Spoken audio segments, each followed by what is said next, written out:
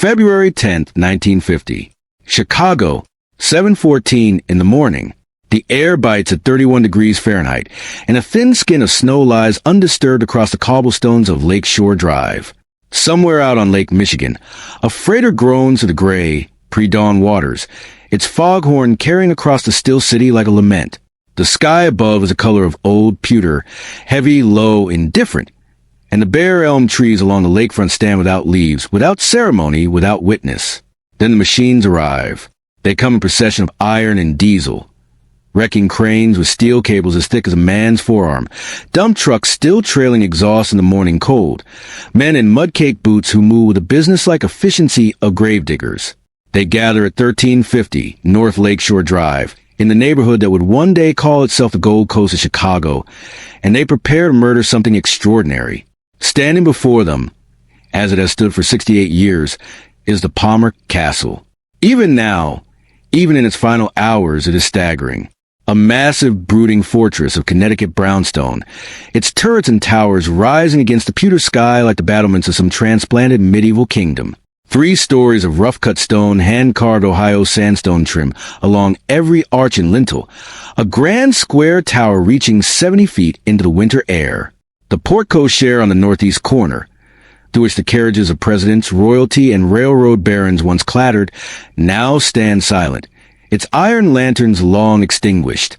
English ivy, decades old and leafless, clings to the stone like a mourner who refuses to let go. Inside, more than 1,000 people filed through this house in the days before the wrecking crews arrived. They came in whispers, the reporters would note, not the brash, loud whispers of tourists, but the soft, reverent murmurs of people attending a funeral. They walked across the mosaic floors of the great octagonal reception hall and stared up at the golden stained glass cupola. They traced their fingers along hand-carved oak walls, feeling the leaves and acorns that some forgotten craftsman had sculpted with inhuman patience, perhaps 70 years ago, for a man who wanted his home to outlast empires. They peered into the dining room with its solid mahogany walls still gleaming from decades of servants' hands, and the 8-foot Tiffany glass windows that threw their last colored light across the parquet floors. In every fireplace, a different marble. In every room, the ghost of something magnificent. Now the first cable swings.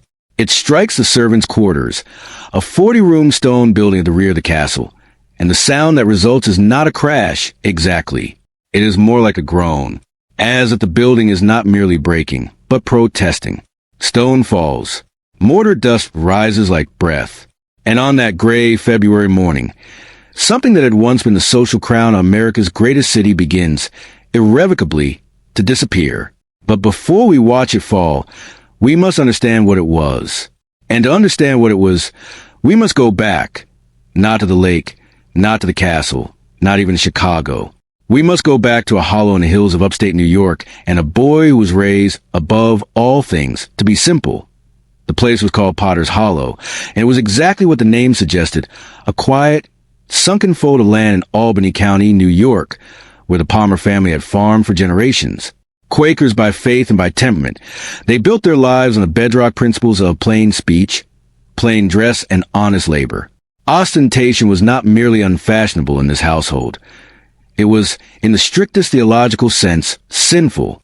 Into this world of radical simplicity, on May 20th, 1826, a boy was born. They named him Potter Palmer, after the hollow itself, after the land, after the generations who had worked it. He was the son of a prosperous farmer, which meant he understood the dignity of soil and sweat, of seasons that demand patience, of harvests that do not come to the impatient. He grew up watching his father manage accounts with careful, untheatrical efficiency, and the lessons were not lost on him. Discipline, restraint, the quiet satisfaction of a ledger that balances. But there was something else in Potter Palmer. Even as a boy, some ember of ambition that the Quaker discipline could not entirely extinguish. He was not content to look at Potter's Hollow and see only what was there. He looked at it and saw what was missing. He looked at the way goods moved through the local store and saw inefficiency. He looked at the way merchants treated customers, the haggling, the condescension, the chaos, and saw an opportunity so obvious that he couldn't understand why no one else had seized it.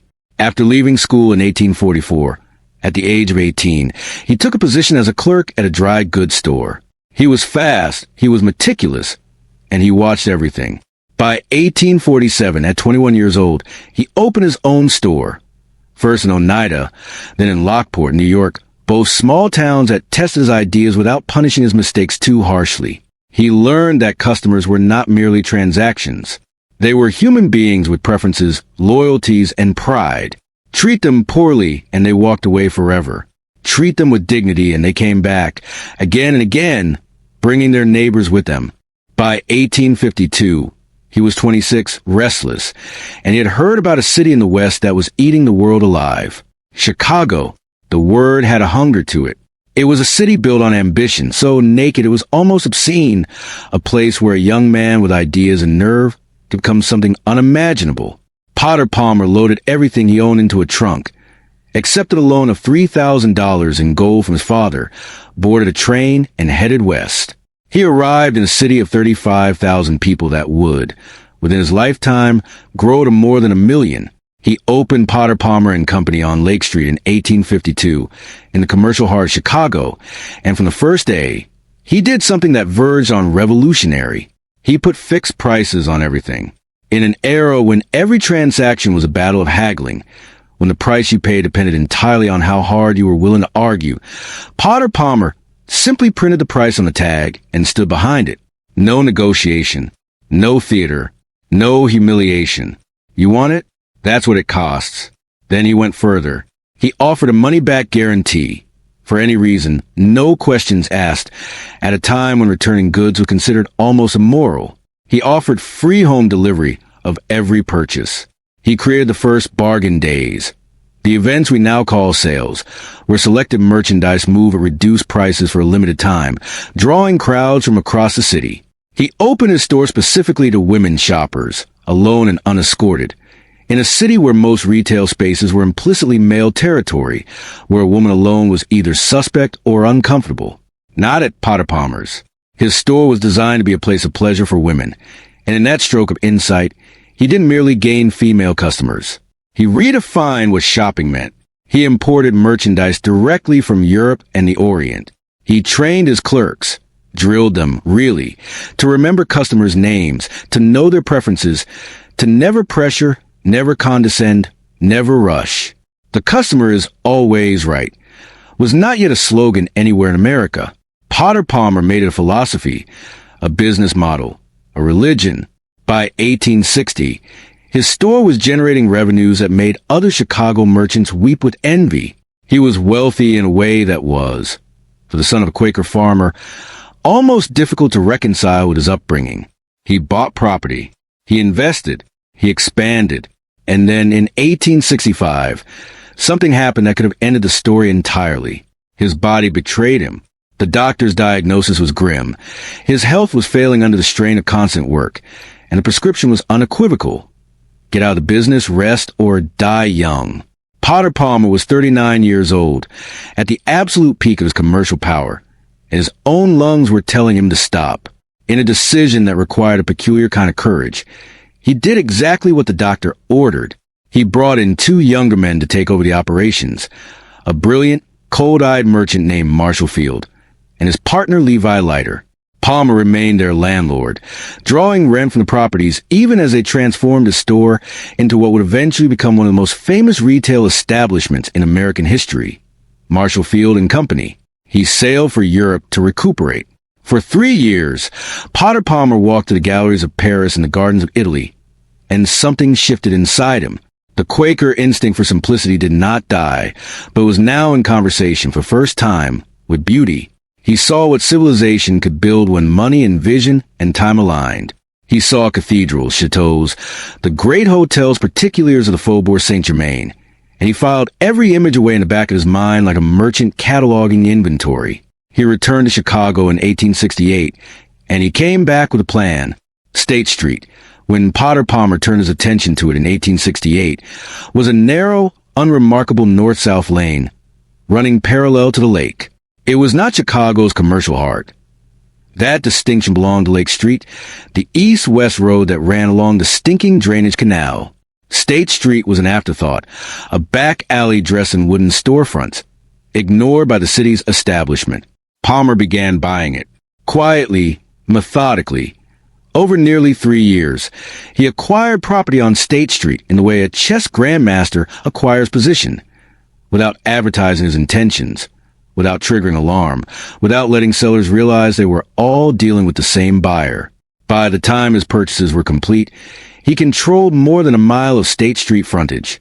Then he went to the city council and asked them to widen it, to transform it into a broad Parisian-style boulevard, the kind of great commercial avenue he had seen in his European travels.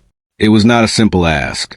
Property owners on State Street who had not sold to Palmer fought the widening bitterly, refusing to set their buildings back on the proposed new curb line. The resulting street, for a time, cut awkwardly back and forth between Palmer's new buildings and the stubborn older structures. It was a mess that looked, from certain angles, like a compromise no one was happy with.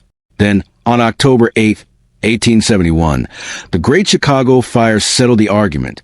The fire began, as legend tells it, somewhere near the barn of a Mrs. O'Leary on DeCoven Street, and within hours it was consuming the city with a terrifying, systematic thoroughness. It burned for 2 days and killed perhaps 300 people. It destroyed 17,500 buildings. It left a third of Chicago, 90,000 people, without homes. And it swept down State Street like God's own editorial judgment, consuming everything. Palmer's buildings, his properties, the wooden structures that had resisted widening, and, most personally devastating, the Palmer House Hotel. The Palmer House had been Potter's masterpiece, 8 stories tall in the grandest structure in the city, built as a wedding gift for his new wife. It had opened its doors just 13 days before the fire. 13 days. The wallpaper still smelled of paste. The Italian marble floors had barely been scuffed. The French chandeliers had not yet accumulated a single season's candle smoke. In 13 days, it was ash. But first, let us linger on that wedding, because without Bertha Honoré Palmer, none of what comes next is possible. Without Bertha, there is no castle. Without Bertha, there may not even be a story worth telling. She had come to Chicago from Louisville, Kentucky at the age of 6 when her family moved north. She grew up in a city that was simultaneously inventing and destroying itself. A city where fortunes were made in a year and reputations in a season. She was educated at Catholic schools, which gave her both the classical polish that Gilded Age society demanded and a moral seriousness that would, in time, make her something far more interesting than a society hostess. She was, by all contemporary accounts, ravishingly beautiful, dark-haired, bright-eyed, possessed of social intelligence so acute it bordered on the preternatural. She first encountered Potter Palmer when she was 13 years old, shopping with her mother in his Lake Street store. He was 30, already wealthy, already becoming famous.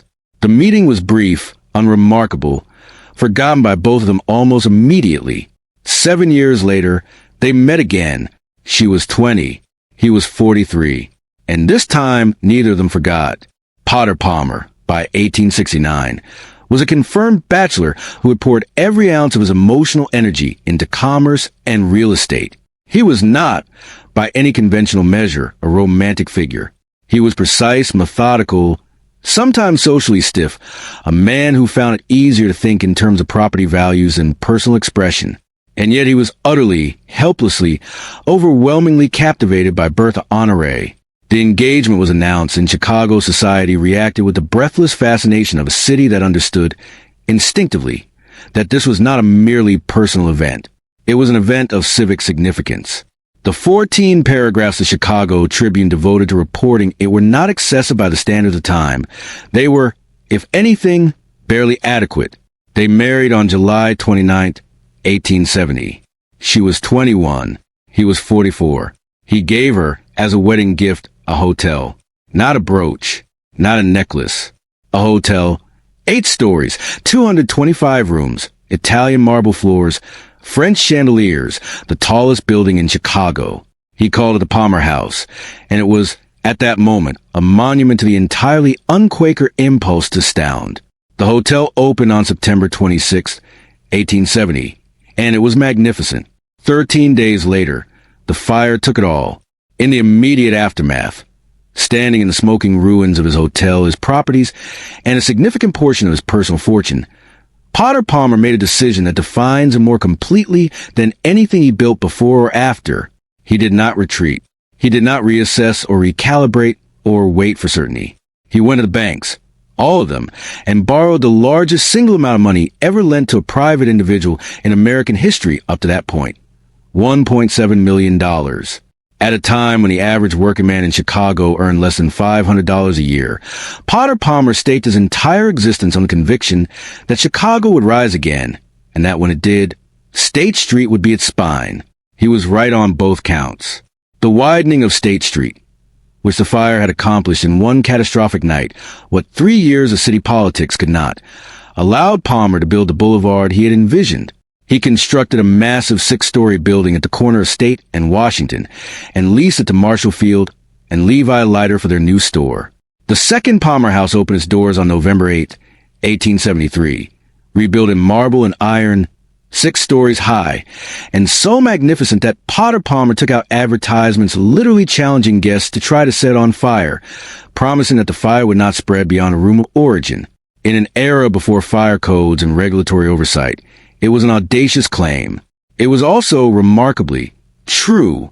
By the mid-1870s, Potter Palmer had remade himself. He had taken an almost total financial destruction and turned it, through force of will and confidence in the city's future, into a second fortune that made the first look modest. He was, by any reasonable measure, the richest man in Chicago, and in 1870 Chicago, that made him arguably one of the richest men in America. His annual income was measured in hundreds of thousands of dollars at a time, when a working family survived on $400 a year. He owned most of a great boulevard. He owned the grandest hotel in the Midwest. He owned a wife of such singular intelligence and social brilliance that her very presence at any gathering transformed it. Now, in 1874, a son arrived. They named him Honoré. In 1875, another son. They named him Potter Palmer too. The family was complete in every conventional sense. But Potter Palmer was not yet done building. The castle still waited to be born. By 1882, Potter Palmer was 56 years old, and he was possessed by an idea. He had built his fortune. He had built his boulevard. He had built his hotel. He had built a social dynasty. Now, at last, he would build his home, and it would be like nothing Chicago had ever seen. The location he chose was not, at the time, an obvious one. The land north of the water tower, along the shore of Lake Michigan, was in 1882 a largely undeveloped stretch of marsh and filled lakefront, separated from the respectable downtown by distance and muddy roads. It was not fashionable. It was not convenient. A reporter, inspecting the proposed site, would have been forgiven for wondering what on earth a man of Palmer Station intended to accomplish by building there. That, of course, was precisely the point. Palmer had been quietly acquiring this lakeshore property for years, buying up lot after lot, persuading the Lincoln Park commissioners to let him dredge sand from the lake to fill the marshy ground, until he controlled most of a mile of lakefront. He had already begun to see that the future of Chicago's finest residential neighborhoods lay not in the cramped, smoke-filled streets of the near South Side, but here, along the open lake, away from the noise and soot and increasing commerce of the inner city, in a neighborhood of wide drives and fresh breezes and unobstructed views of the water. To build his home, he chose a firm of Henry Ives Cobb and Charles Sumner Frost, talented, ambitious architects who were as excited as Palmer himself by the scale of the commission. He also retained Joseph Lyman Silsby to oversee the extraordinary interior work, and John Euquist, who had collaborated with Palmer on numerous other construction projects, as the master contractor and stair builder. The budget, announced to the architects at the outset, was $90,000. It was a figure that lasted approximately as long as it took Cobb and Frost to begin drawing. Construction began in the spring of 1882. The exterior work was largely complete by 1883. The interior took 2 full years more before it was finished enough for the Palmers to actually inhabit. And by the time they moved in 1885, the total cost had exceeded $1 million. Some sources, accounting for all the art and furnishings and finishing touches, placed the final figure closer to $2 million. In today's money, adjusted for inflation and the purchasing power of the Gilded Age dollar, The castle cost equivalent of somewhere between $30 and $50 million. And yet, standing before it, you understood immediately that it was worth every penny. The style that Cobb and Frost chose, and that Potter Palmer approved without hesitation, was Norman Gothic, castellated and severe, simultaneously medieval and startlingly original. The architects themselves described it alternately as early Romanesque and Norman Gothic, while contemporary newspapers called it Norman Castellated Gothic, somewhat toned down as to conform to modern ideas, but retaining all the beauties of the medieval period. One critic, struggling for words, called it sumptuous and abominable, which managed somehow to be both a condemnation and a compliment. The exterior material was Connecticut brownstone, rough cut and rock face, great blocks of raw, dark stone that gave the building its fortress quality, its sense of weight and permanence. The trim, moldings, carvings, and cornices were executed in Ohio sandstone, lighter in tone, which articulated every arch and lintel with the precision of carved lace.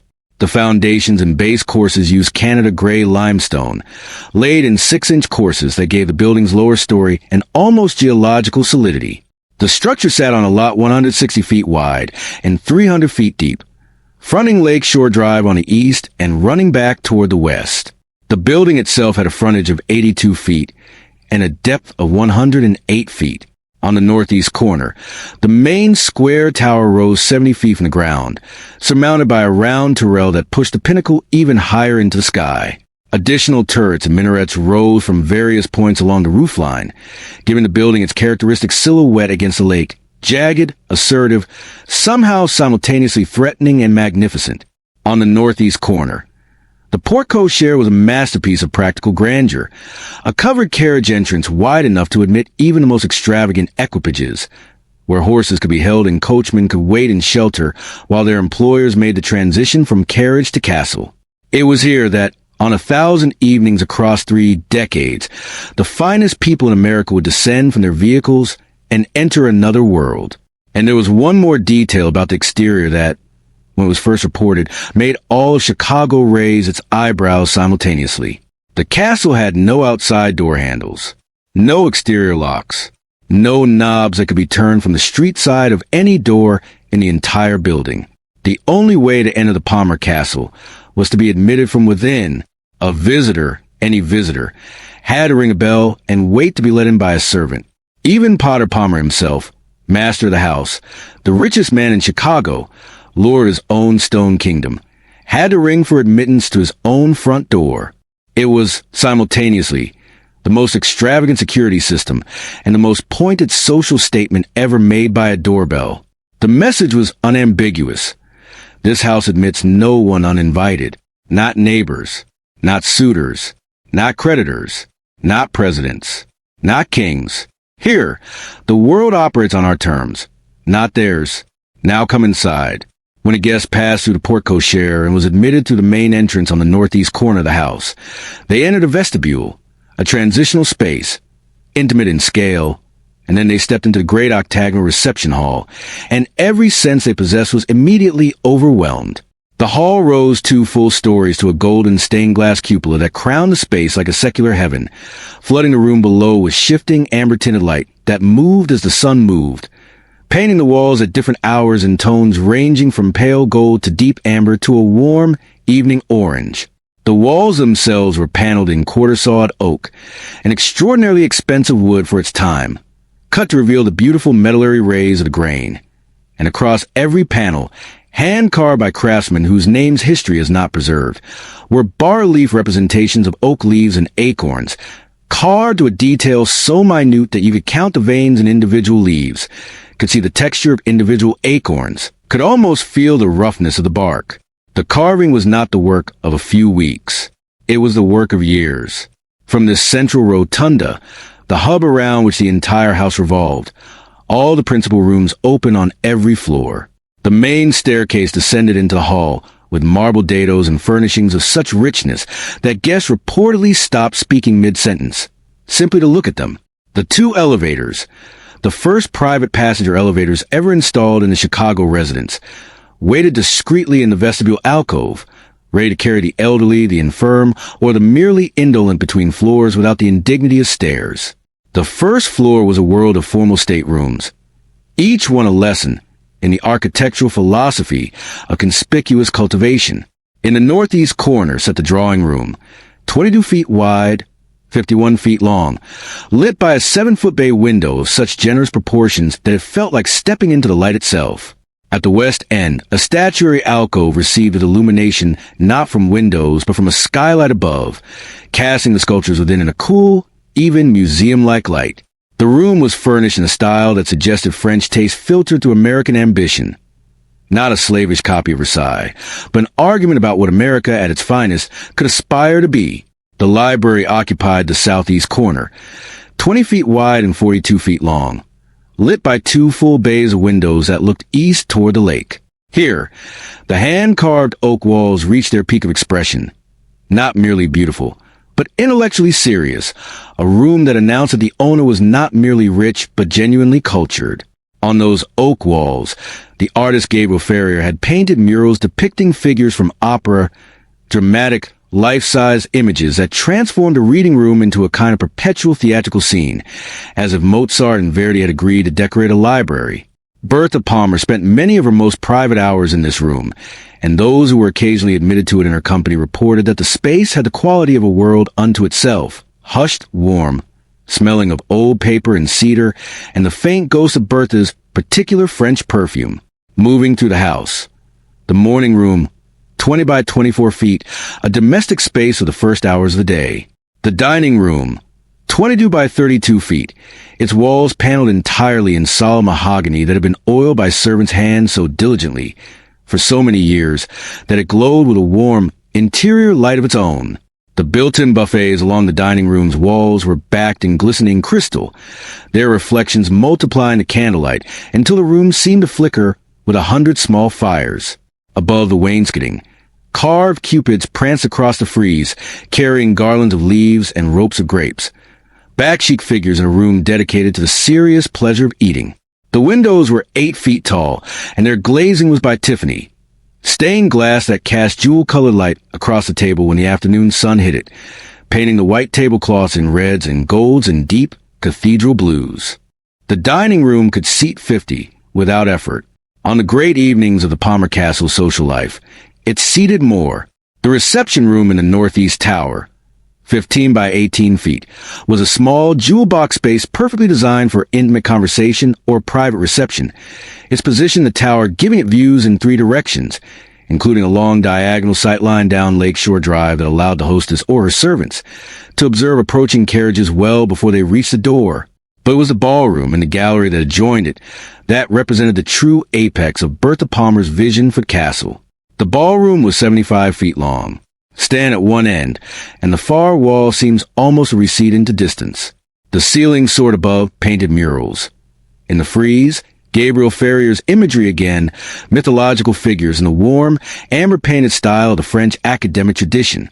Along the walls of the adjoining picture gallery hung what would become, in time, one of the greatest private art collections in North America. Bertha Palmer had begun buying paintings in Paris in the late 1880s, guided partly by the American artist Mary Cassatt, who had introduced her to the circle of impressionist painters then still struggling for mainstream acceptance.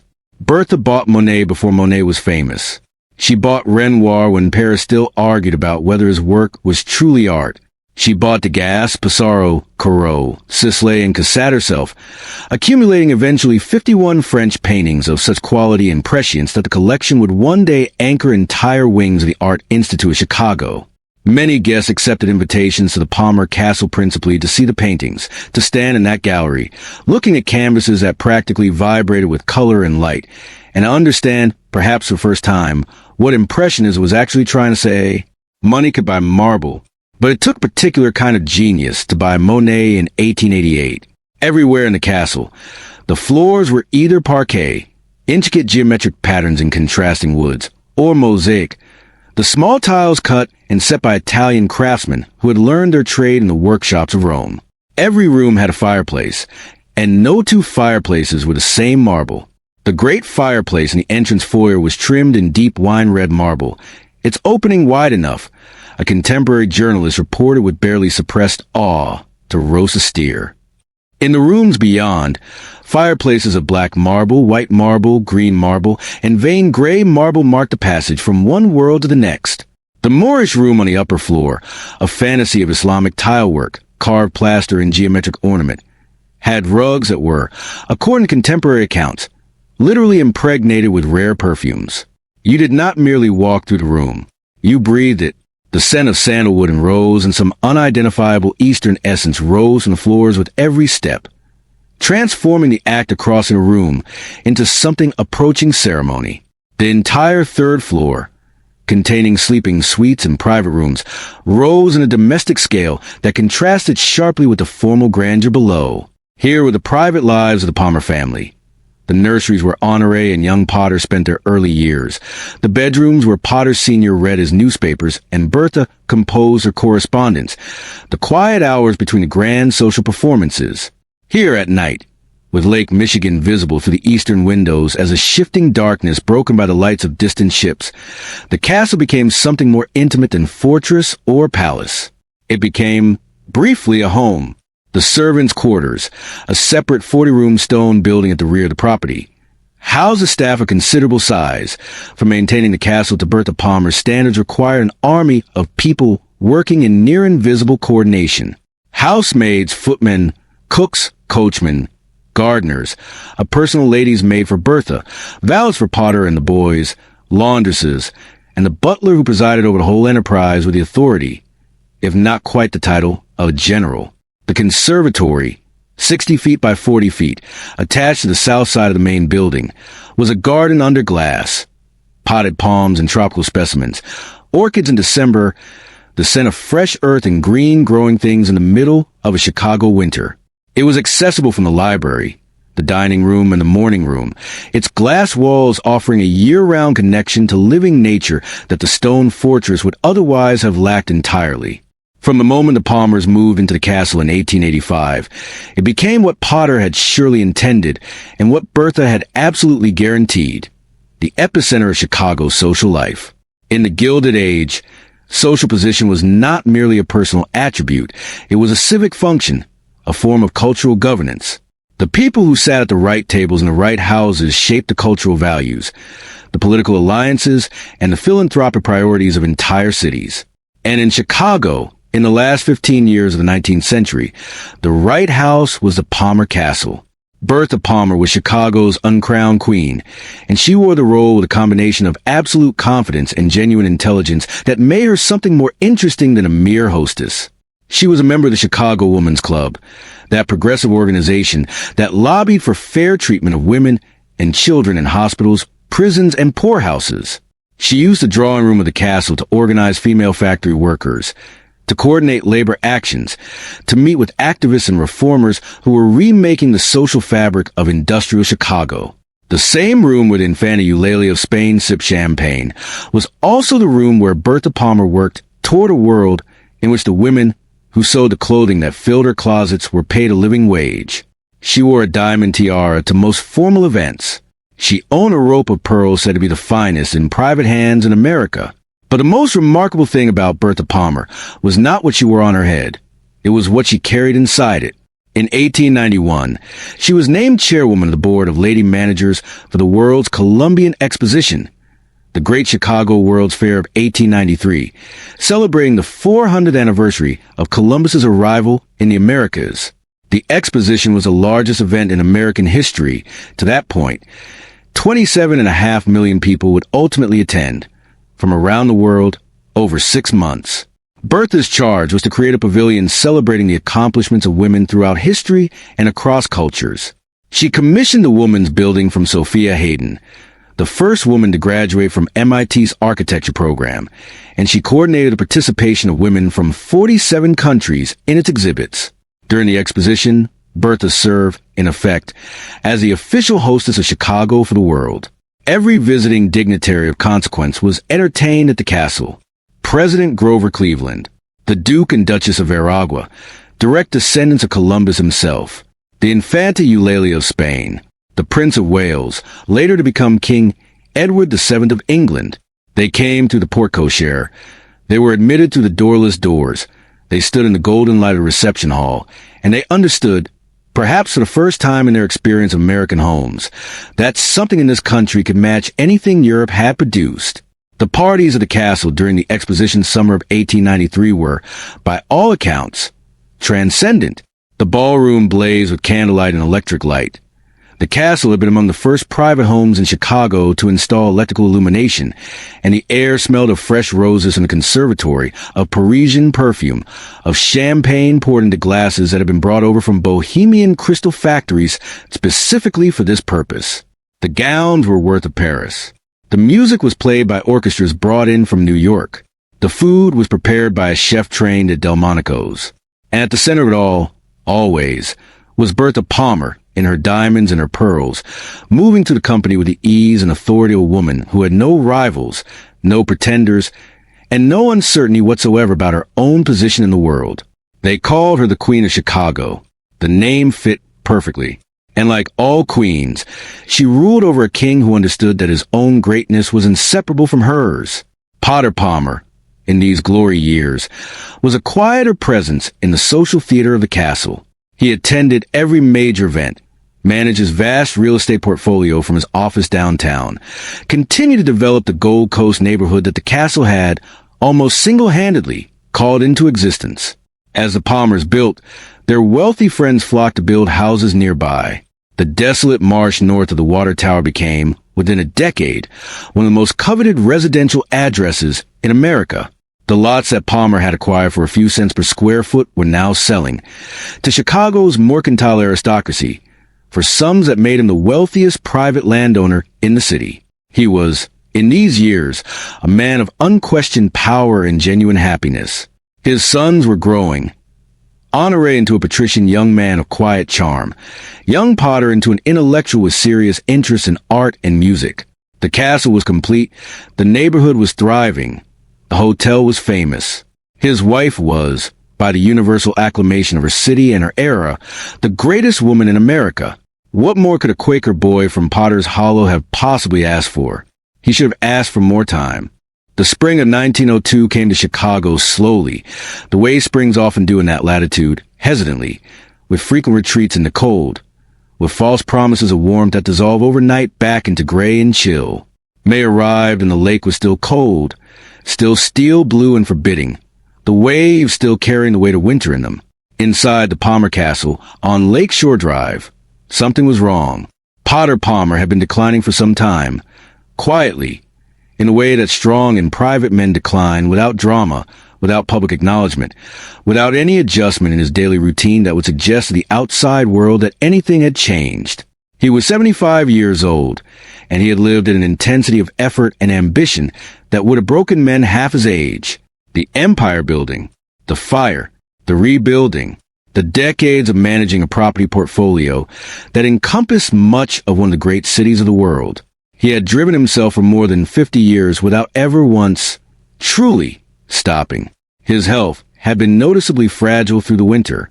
There were lung troubles, a slight disorder of the lungs, the doctor would later note, and the larger, underlying condition of a heart that had been asked to do too much for too long. Bertha watched. She had always been a woman who observed the people she loved with penetrating clarity, and what she observed through the early weeks of May alarmed her. Though she said nothing publicly, nothing that would draw attention or invite the pity she would have found intolerable on her husband's behalf. On the evening of May 4th, 1902, in the master bedroom of the castle that he had built, overlooking the lake that he had loved, in the neighborhood that he had created, in a room full of the art that his wife had gathered from the galleries of Paris, Potter Palmer's heart finally stopped. He was 75 years old. He died, as his doctor confirmed, of heart failure. The immediate cause, the death notice read in the Chicago Tribune the following morning, was cardiac arrest. But the underlying cause, any honest physician would have admitted, was simply that he had burned his entire life completely, leaving not one ember unused. Bertha was beside him. That much is certain. She was the kind of wife who would have insisted on it, who would have been incapable of being anywhere else in that final hour. Whether there were words we cannot know. Whether there was a final look exchanged between these two people. The old Quaker farmer's son who had become the king of a great city, and the Kentucky girl who had become its queen, we cannot say. Some things belong entirely to the people who live them. What we know is this. When Chicago woke on the morning of May 5th, 1902, and read the news on its front pages, a silence fell over the city that was not entirely natural. Flags were lowered. Shops that had opened were shuttered again out of instinct rather than instruction. Along Lake Shore Drive, the neighborhood that Potter Palmer had conjured from marsh and ambition, men and women stood at their front windows and looked at the brownstone towers of the castle and understood that something irreplaceable had just ended. The will, when it was read, contained a passage that Chicago would repeat to itself for decades. Potter Palmer had included a bequest for any future husband that Bertha might take, on the grounds, as he reportedly explained to his attorney, that the man will need the money. It was such a perfectly Potter Palmer sentiment. Generous, unsentimental, practical, and laced with irony so dry it was almost invisible that people who had barely known him laughed and cried simultaneously. He was buried at Graceland Cemetery, Chicago, in a plot surrounded by the graves of the other great builders of the city. His estate at the time of his death was valued at $8 million, approximately $298 million in modern purchasing power. Every cent of it was left to Bertha. The world fully expected her to collapse. They had entirely underestimated Bertha Palmer. In the months following Potter's death, there was a period of withdrawal, not collapse, but something more private, more controlled. Bertha was 53 years old, a widow in an era when widowhood was largely understood to be the end of a woman's public life. The expectation was that she would retire from the social stage, perhaps travel, perhaps build charitable monuments to her husband's memory, and eventually die gracefully and quietly in the castle he had built for her. Instead, she called her accountants to the library, sat down beneath Gabriel Ferrier's painted opera figures, and began to study the financial empire her husband had built. She had always been, beneath the diamonds and the Impressionist paintings and the Columbian Exposition glory, a woman of ferocious practical intelligence. She did not merely grieve. She worked. She took control of Palmer's real estate operations personally. She managed the properties, negotiated leases, made investment decisions, and made them well. In the 16 years between Potter's death in 1902 and her own in 1918, Bertha Palmer took the $8 million fortune that her husband had left her and turned it into $15 million. She nearly doubled the estate, while simultaneously maintaining 2 additional residences in London and Paris, funding her philanthropic work, and continuing to make occasional, carefully chosen art purchases. She also, in 1910, did something that surprised everyone. She went to Florida. The land around the new city of Sarasota on the Gulf Coast was selling cheaply, very cheaply, for the very good reason that almost nobody wanted to farm subtropical scrubland in a region without infrastructure, without markets, without a reliable water supply. Bertha Palmer, who had been told exactly the same things about Chicago's North Shore in 1882, bought 80,000 acres of it. She developed farms. She introduced innovative agricultural techniques. She built a ranch she called the Oaks, a working cattle operation in coastal Florida at a time when most of her contemporaries were arranging autumn in Newport and winters in Palm Beach. She became, to the considerable astonishment of the city that knew her as Chicago's queen, a genuine pioneer of Florida agriculture. The farmers around Sarasota called her Mrs. Palmer, which was accurate. They also called her a natural, which was a deeper truth than any of them knew. The castle, in these years, maintained its public role. There were evenings when the lights came on again, when carriages and then motor cars again circled the drive, when the ballroom filled with guests. But the unquestioned social authority of the 1890s was gone, quietly, inevitably, replaced by the shifting priorities of a new century that had less patience for the rituals of the Gilded Age and less certainty about the social hierarchies that had given those rituals their meaning. And yet, when guests came, the paintings still hung. Monet and Renoir and Degas and Pissarro still spoke on the walls of the gallery, still vibrating with their extraordinary light, still arguing for a way of seeing the world that prized the shimmer of things over the solidity of things, the moment over the monument. Bertha had chosen well. She had always known that she had chosen well. She spent the winter of 1917 to 1918 at the Oaks in Osprey, Florida, as she had spent several recent winters, managing her estates, walking her property in the subtropical January warmth, watching the herons move through the shallow water of the bay. She was 68 years old, and she had breast cancer, and she had told almost no one. She died on May 5, 1918 at the Oaks, exactly 16 years to the day after her husband had died in the castle on Lakeshore Drive. The coincidence of the date was so precise, so improbable, that people who had known both Palmers said it felt less like coincidence than completion. Her body was returned to Chicago to lie in state before burial. In her will, she left the entirety of her extraordinary Impressionist collection. 51 paintings by Monet, Renoir, Degas, Pissarro, Cassatt, Corot, Sisley, and others to the Art Institute of Chicago. She bequeathed $15 million to her sons Honoré and Potter Palmer Jr. to be held in trust, and she left detailed instructions about the disposition of the castle and its contents, which now pass fully and finally into the hands of the next generation. The sons, perhaps correctly, perhaps inevitably, understood that the castle belonged to a world that was already receding. They lived in it for several more years, maintaining its routines in the way you maintain the routines of grief. Out of love, out of inertia, out of the not quite conscious knowledge that once you stop, you cannot go back. In 1935, the castle opened for the last great social event it would witness, the debut of Pauline Palmer, granddaughter of the founders, who later became Mrs. Arthur McDougall Wood. It was fitting, somehow, that the final flowering of the castle's social life was in service of the third generation. In 1942, during World War II, the women of Chicago's prominent families gathered in the great rooms once more, not for champagne and Monet, but to make Red Cross bandages. They sat in the dining room with its Tiffany windows and its mahogany walls and its fireplace wide enough to roast a steer, and they rolled bandages for men dying in places their grandparents would never have imagined. It was, in its quiet way, the most moving use the castle ever had. In July 1928, Honoré and Potter Jr. had sold the castle to Vincent Hugo Bendix, the automotive industrialist who had invented the automobile starter motor and turned that invention into one of the great industrial fortunes of the early 20th century. Bendix paid $3 million for it, 3 times what the entire building had cost to construct, which tells you everything about how dramatically Chicago real estate had appreciated in 40 years. Bendix had grand plans. He renamed the property the Bendix Galleries, installed additional paintings by Rembrandt and Howard Chandler Christie alongside what remained of Bertha's collection, modernized the elevator, and commissioned a barber's chair for his personal use in one of the rooms.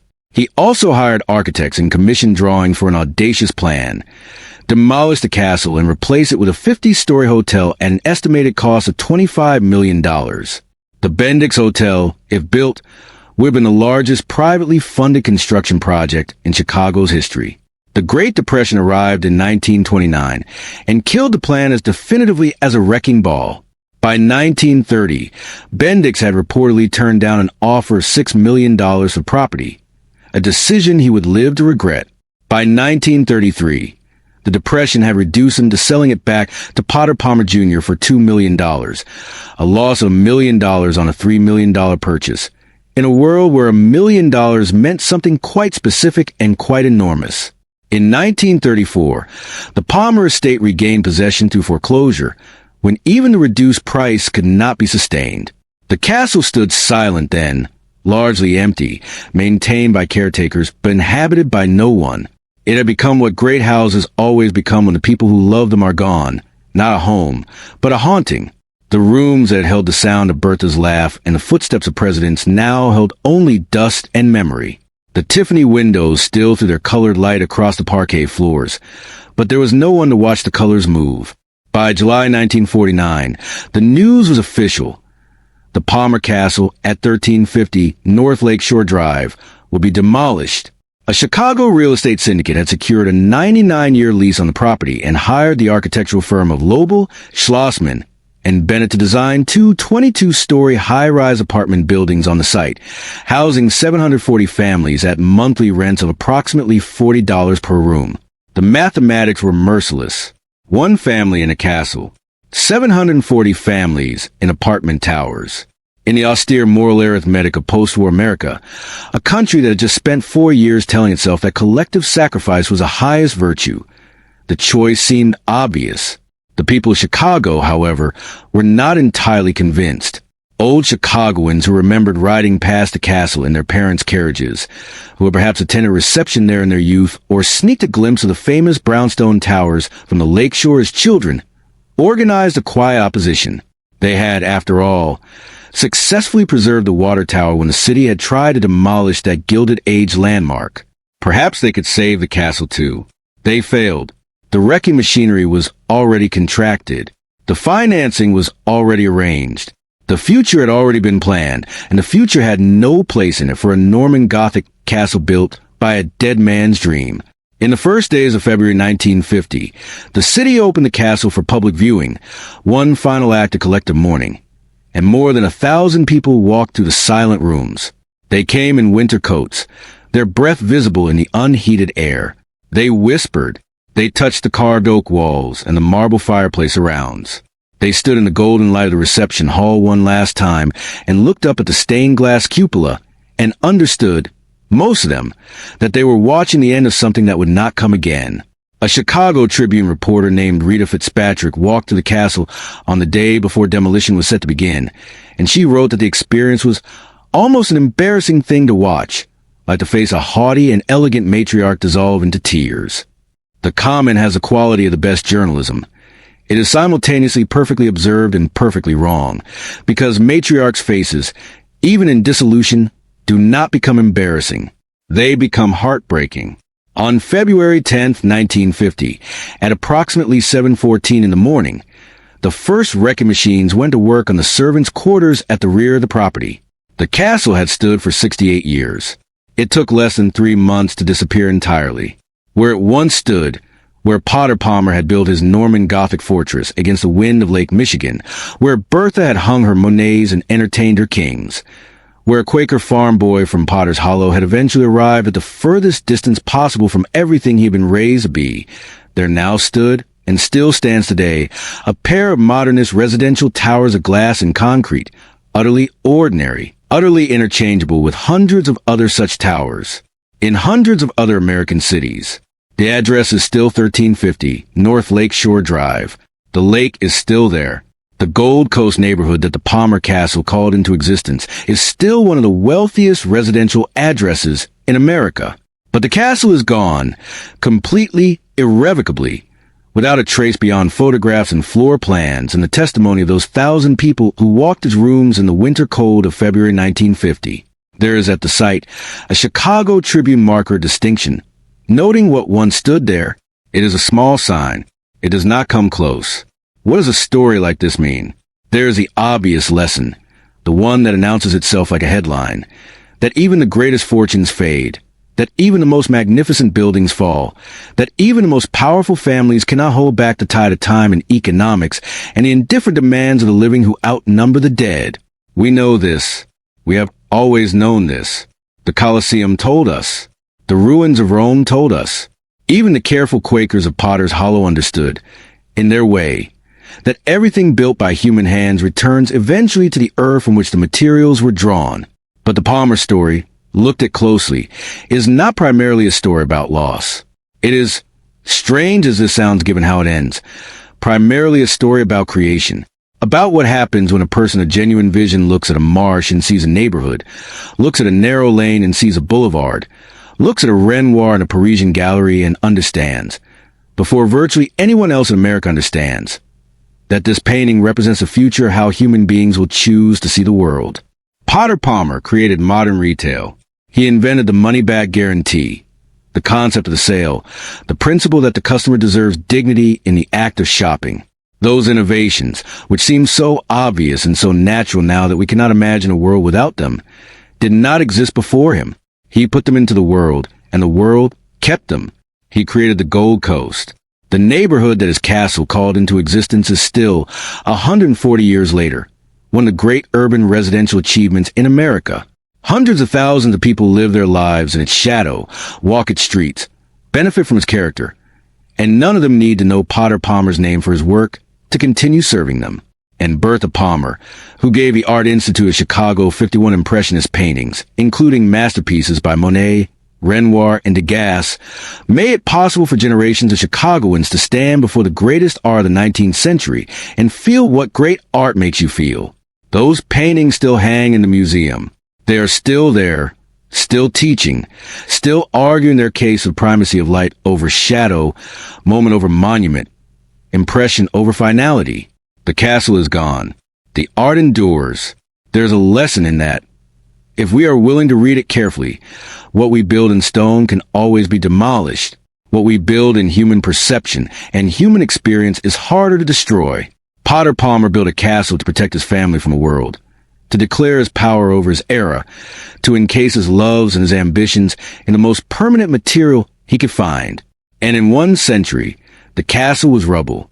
But Bertha took that same fortune, that same ambition, that same drive, that same willingness to bet everything on a vision of what could be, and she built something out of it that required no stone, no mortar, no square footage at all. She bought beauty. She bought it well and early and at great expense, and she gave away. And what she gave away is still standing. Money could buy marble, but it could not buy the eye that knew Monet for mediocrity in 1888, before the rest of the world had caught up. He built a fortress to protect his family. She filled it with light. Stand now at 1350 North Lakeshore Drive. Let the winter wind come off the lake the way it has always come, cold and direct, without apology. Look at the glass towers that occupy the space where the castle stood. They are entirely modern, entirely functional, entirely without the ambition to outlast their era. They are the future that won. Behind you, the lake moves the way it has always moved, indifferent, enormous, ancient beyond any human measuring. The same water that lapped at the filled lakefront when Potter Palmer first surveyed his property in the early 1870s. The same water that Bertha Palmer could see from the library windows while she read beneath Gabriel Ferrier's painted opera figures. The same water that, in the gray pre-dawn of February 10th, 1950, reflected the movement of wrecking machinery and the falling of a castle wall. The cars on Lakeshore Drive move fast, the way Chicago moves, without pause, without sentiment, without a backward glance at what used to stand where the road now runs.